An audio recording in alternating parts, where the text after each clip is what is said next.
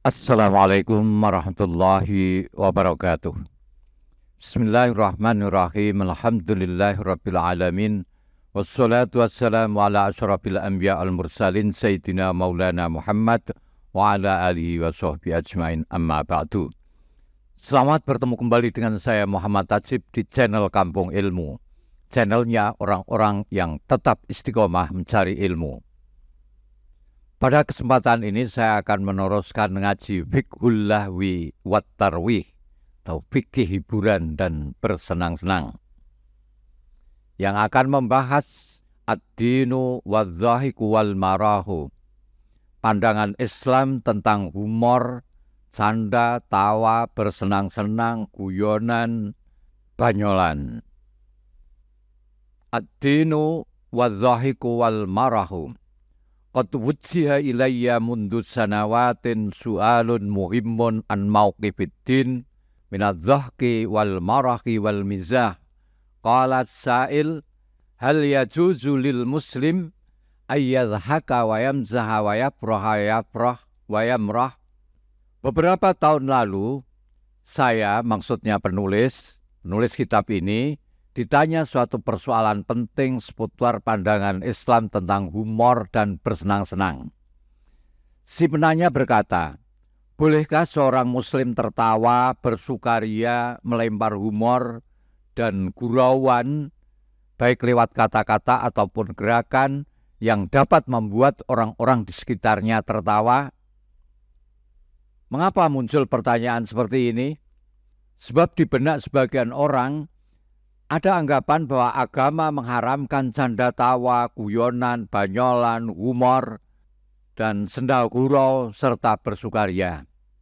Agama seolah-olah selalu mewajibkan keseriusan di dalam segala hal. Mereka yang berpandangan demikian biasanya berpijak pada dua kenyataan. Al-awwal mauqifu katsirin minal mutadayyinin. Pertama, pembawaan beberapa orang yang taat dan kuat keberagamaannya. Kalangan ini seringkali memasang wajah serius, suka mengerutkan kening, bermuka masam, kadang-kadang berkata ketus, dan kurang ramah dalam berinteraksi dengan sesama, khususnya dengan kalangan yang tidak taat beragama. Wasani ba'dzun nusus allati qara'uha aw sami'uha min ba'dil wu'at wal khutaba. Alasan kedua, adanya dalil-dalil yang pernah mereka baca atau mereka dengar dari para khotib, para da'i, yang kemudian dipahami bahwa Islam tidak menyukai tawa dan sendau gurau. Nah, itu didukung oleh hadis, misalnya hadis yang menyebutkan la tukassir minadh-dhahk, la tukassir minadh-dhahki, wa inna kasrata dhahki tumitul qulub. Janganlah kamu banyak tertawa, karena banyak tertawa akan mematikan hati nurani. Dan juga hadis ini, wailun lilladzi yahdasul hadis liyudhika bil qaum fayakdzibu wailun lahu wailun lahu. Kecelakaan besarlah bagi orang yang bercerita hanya untuk membuat orang-orang tertawa, lalu ia berbohong. Kecelakaan besarlah baginya, kecelakaan besarlah baginya.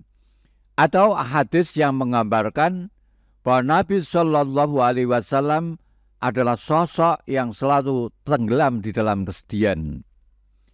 Wa hadis wasfin Nabi bi annau kana mutawasilul ahzan. Nabi itu merupakan sosok yang selalu tenggelam di dalam keprihatinan atau kesedihan. Wa taqaulu ta'ala ala lisani qaumi Qarun la tafrah innallaha la yuhibbul farihin. Demikian pula dengan firman Allah SWT yang menggambarkan ucapan kaum Qarun, la tafrah innallaha la yuhibbul farihin. Janganlah kamu terlalu gembira, sesungguhnya Allah tidak menyukai orang-orang yang terlalu bergembira. Akan tetapi berdasarkan bacaan serta pengetahuanku, penanya itu sangat terbatas pengetahuannya tentang Islam. Dan saya berkeyakinan bahwa pandangan di atas merupakan bentuk distorsi terhadap Islam yang selalu menawarkan moderatisme di dalam segala hal. Maka penanya mengharapkan klarifikasi dari penulis seputar pandangan Islam dalam masalah humor serta canda tawa ini. Tentu dengan disertai dengan dalil-dalil syariat yang kuat. Nafa'allahu bikum wa jazakum khaira. Semoga Allah memberikan manfaat dan membalas dengan kebaikan pada kalian semua. Al-insan hayawanun dhahikun. Waqad ajabtu sa'il bimayali. Adz-dhahku min khosaisil insan. Fal hayawanatu la tadhak.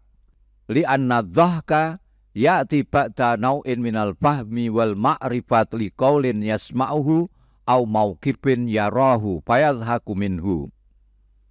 Walihadza qila al-insan hayawanun dhahikun wastukul qaul huna ana adhak idzan ana insanun.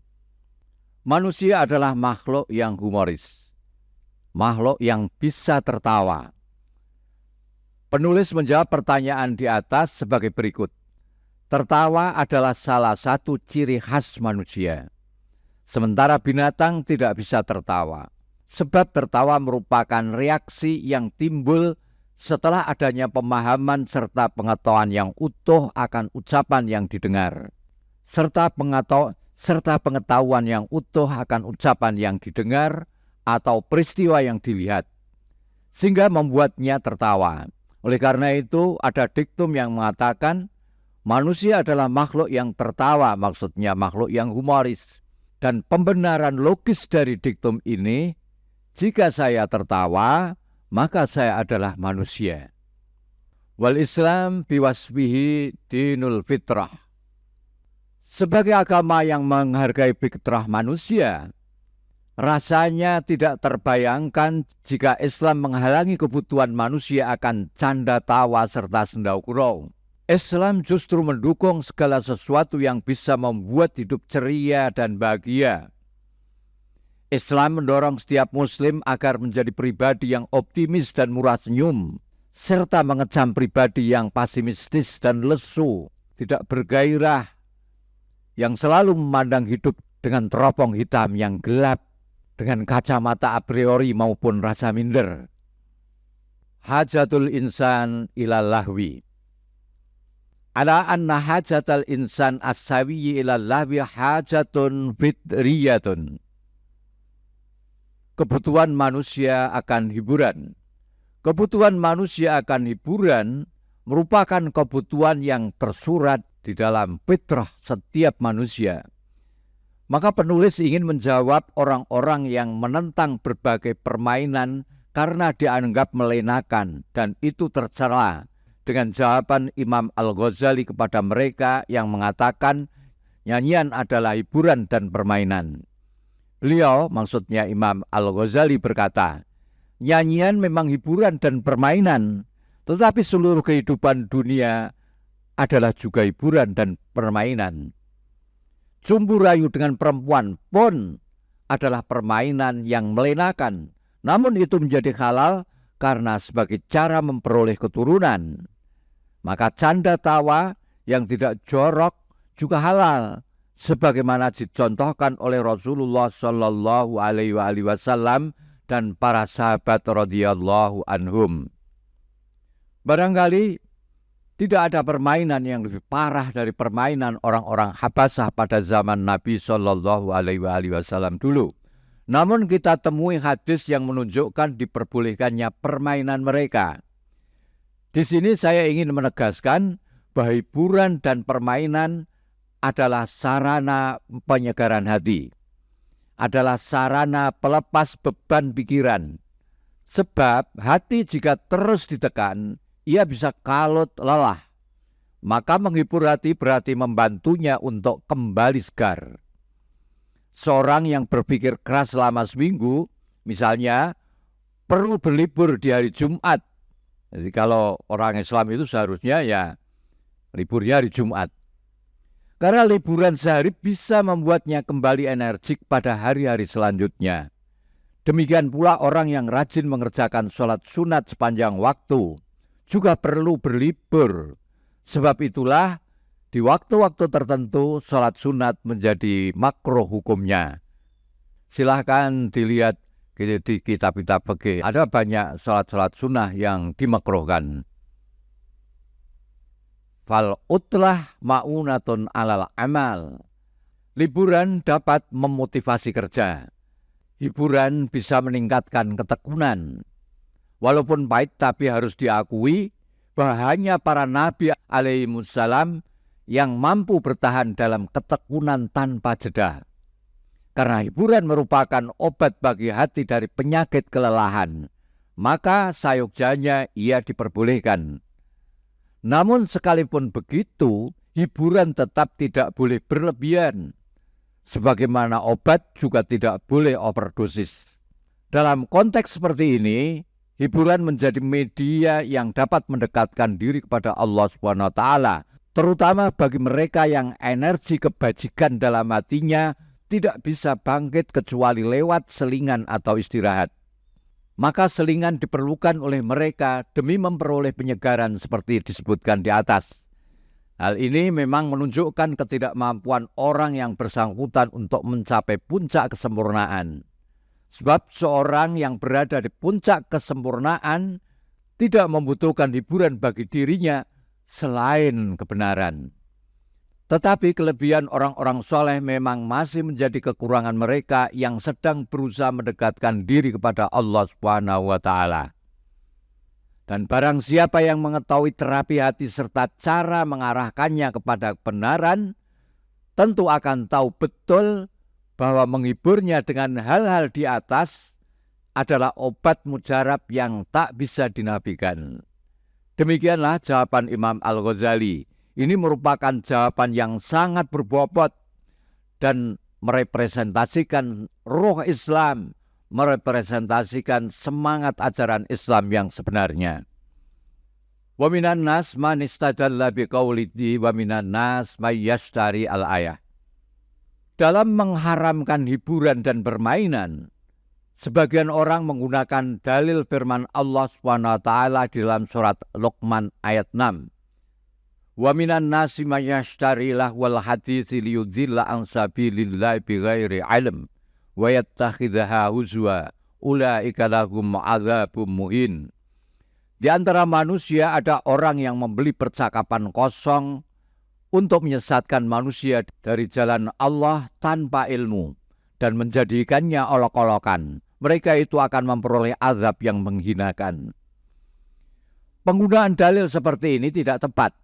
Sebab ayat tersebut tidak mencela zat hiburan dan permainan itu, tetapi mencela orang yang mempergunakan perkataan yang tidak berguna untuk menyesatkan manusia dari jalan Allah, serta menjadikan jalan Allah sebagai olok-olokan. Jadi yang menyebabkan dosa di sini adalah maksud dibalik permainan tersebut, bukan wujud permainan itu sendiri. Sanggahan penulis ini selaras dengan kandungan Al-Quran yang menyandingkan permainan dengan perniagaan sebagai aktivitas yang dihalalkan. Sebagaimana disebutkan dalam firman Allah SWT, wa idza ra'au tijaratan aw lahwan faddu ilaiha wa tarakuka qa'ima qul ma indallahi khairu minal lahwi wa minat tijarah wallahu khairur raziqin.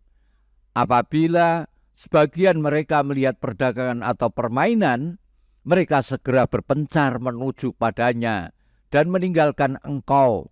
Maksudnya engkau di sini adalah Nabi Muhammad yang sedang berdiri berkhutbah. Katakanlah apa yang ada di sisi Allah lebih baik daripada permainan dan perdagangan. Allah pemberi rezeki yang terbaik. Agar tidak salah paham tentang masalah hiburan ini, tunggu video yang akan datang. Assalamualaikum warahmatullahi wabarakatuh. Muhammad Ajib.